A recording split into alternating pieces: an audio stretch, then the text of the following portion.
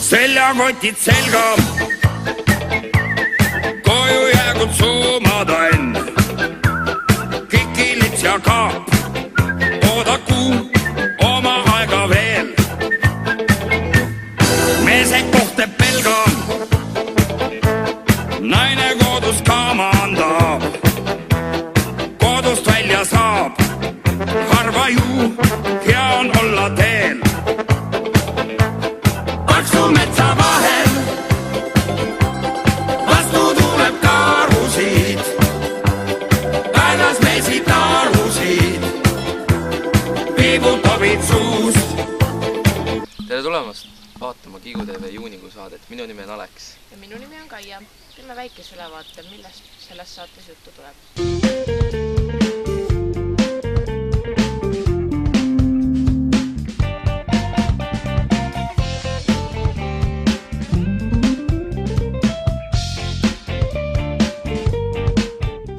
Kivilinna gümnaasiumi 10.–11. A ning 10.–11. E-klassi õpilased kogunesid Viljandimaal Kopra tallu 3-päevaseks õppelaagriks. Tere tulemast kõikidele 10. ja 11. keskkonna- ja meedialaagrisse ja annaksin teile ülevaate sellest, mis meie laagris toimub ja kuidas meie elu siin korraldatud on. Täna ja homme on teil õppetöö plus praktilised ülesanded ja nende tulemuste esitlus toimub siis kolmapäeval kella 10. Iga keskkonnasuuna õpilane ja ka meie õpilased saavad endale õpimapi. 10. ja 11. klass ülesanded erinevad ja see õpimapp on teie õppevahend, teie ülesannete tegemise koht ja õpimapid lähevad pärast kõik hindamisele ja siit kujuneb välja teie praktikahinne. Veekeemiaga tegelevad õpetaja Helgi Mooni ja õpetaja Linna Reiljan.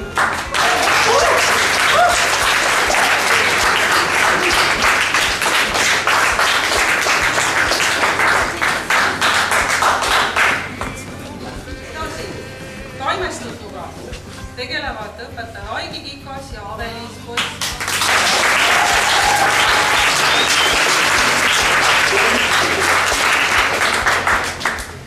Mullastikuga tegelevad õpetaja Valtinenas ja Meriotsa.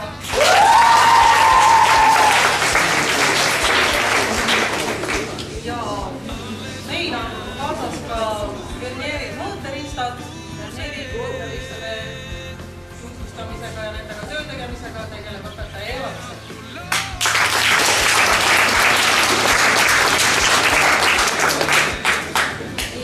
Ja kohe peaks laagrisse jõudma ka veeloomastiku ja putukate õpetaja ja õpetaja Tiina Sõber. Õppelaagris viidi läbi erinevaid õpitube ja anti õpilastele põnevaid ülesandeid. Iga päev toimusid meelelahutuslikud mängud. Õpitube oli kokku 6. Veekeemia, mullastik, taimestik, veeloomastik, vernier, samblad ja samblik. Tartu Kivilinna gümnaasiumi ja Annelinna gümnaasiumi keskkonnaklasside õpilased kogunesid Viljandimaa Kopra talu veekogu äärde, et üheskoos mõõta meetaseme näitajaid.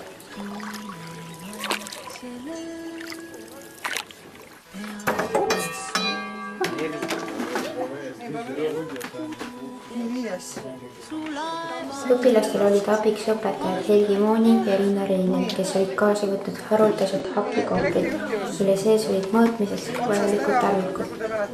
Õpetajad olid ka kaasa võtnud spetsiaalsed masinad, millega sai veenäiteid analüüsida.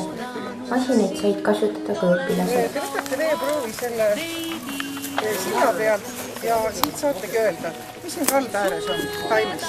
Kraanile tuleb siis näiteks see sisaldus, kui palju on näiteks lämmastik või kui palju on näiteks nitritijoone või nitraatijoone või fosfori.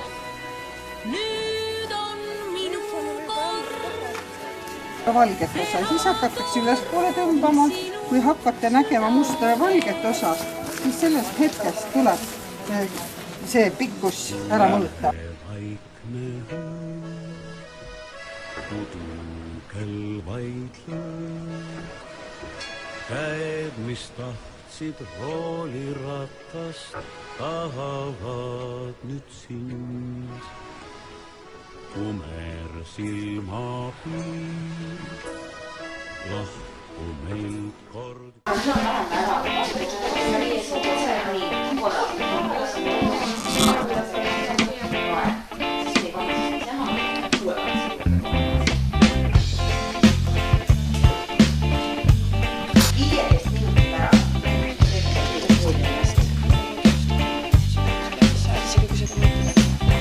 Mulle meeldib see, mis sa minuga teed,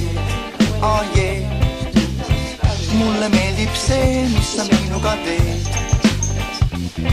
sest ta sisendab mulle, et mu sõbral on mullet ja elu on niikuinii fekaal.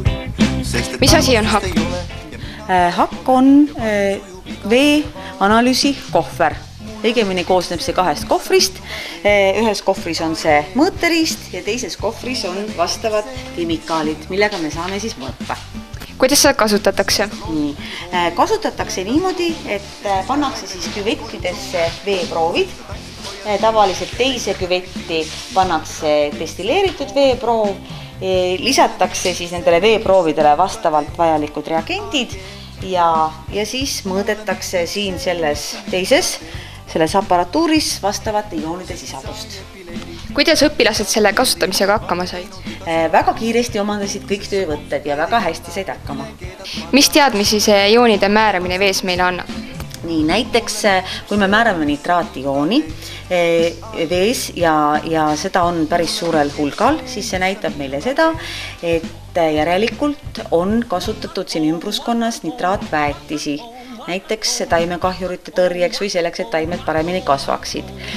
Kui me leiame siit veest fosfaatioone, siis see tähendab seda, et järelikult on näiteks pestud siin veekogu lähedal pesu või midagi muud, igatahes on sattunud pesemisvahenditest fosfaadid vette, mis siis võib tekitada vetikate vohamist või taimede kasvu vees. Niisuguse asja saame määrata. Millega on siin laua peal tegemist? Meil on siin veeanalüüside kohver, kus on sees 6 erineva parameetri määramise kemikaalid ja katseklaasid. Õpilased omandavad selle veeanalüüside käigus väga kiiresti ja me võimegi järjest vaadata, mida siin määrata on võimalik. Nii, aga mida need veeanalüüsid meile annavad? Meid huvitab keskkonnas olevate veekogude puhtusaste. Nüüd siis teeme läbi ühe veeanalüüsi. Millest me alustame? Alustame kõige lihtsamast. Tegemist on korralikult puhastatud katseklaasidega. Katseklaasi tuleb viia vett täpselt kriipsuni, apteekri käsi viiski selle kriipsuni ja lisada juurde indikaatorid. Indikaatoreid on meil siin 6 katse jaoks ja siin hetkel kasutan ma pH indikaatorit ja tuleb viia 3 tilka indikaatorit, segada ja skaala peal vaadata, millise värviga ta kokku läheb. Tavaliselt vaadatakse ülevalt. Kena hindais ära. Ilmselt ei ole see õige pH. Mina arvan, et see. Ja 7,5 ja tegemist on hetkel meil Kopra talu kraanist võetud veega. Nii et see veeproov on vesi, mida me kasutame siin joogiks, toiduks ja nii edasi. Aga aitäh teile selle täpsustava veeanalüüsi eest. Palun ja soovitan kaasa võtta selline veeanalüüsi kohver suveks enda koju ja teha oma veekogude analüüs ära, et otsustada, kui puhtas keskkonnas ise elad.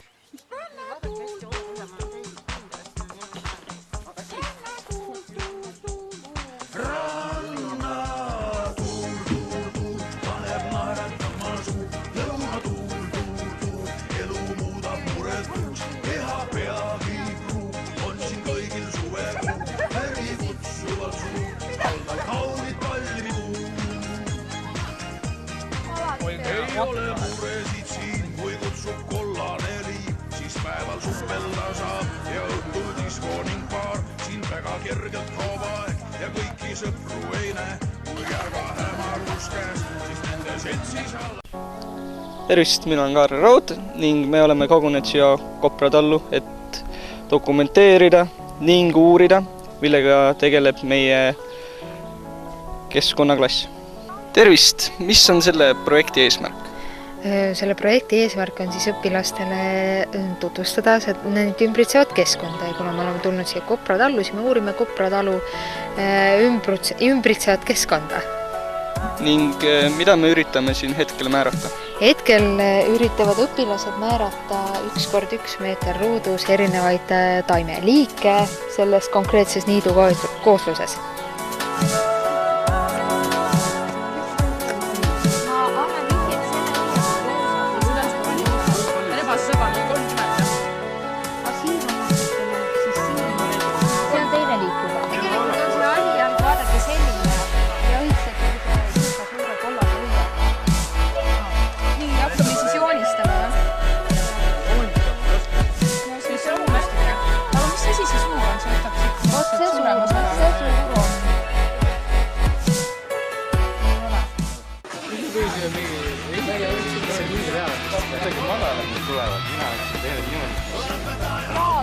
Niimoodi ja siis paned.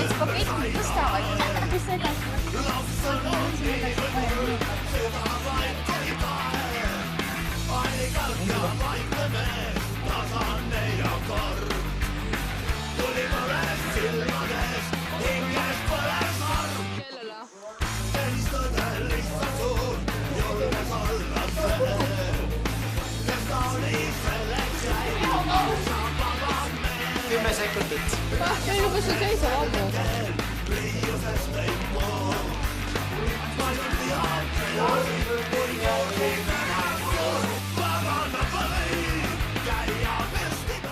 See rühm, kes laseb vahepeal üksteisest lahti, on sellest võistlusest kõrvaldatud. Te peate üksteisest kogu aeg kinni hoidma.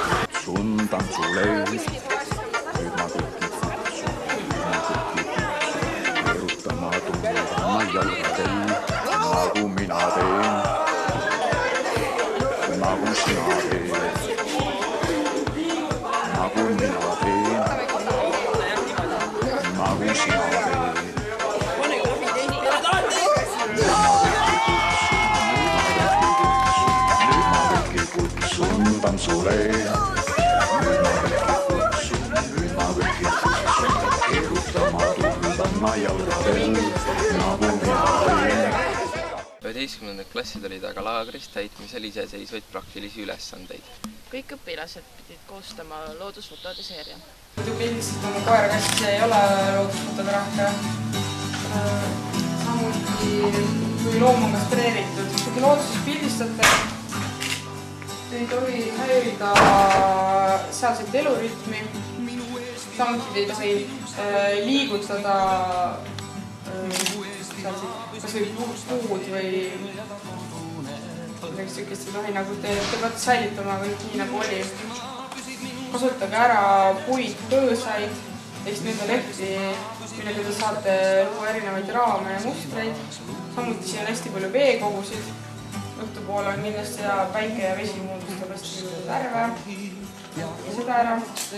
Siis see parem pool ongi tehtud peegeldusega ja vasakpoolel on perspektiivis. Kolmandik reegel, see on kõige klassikalisem.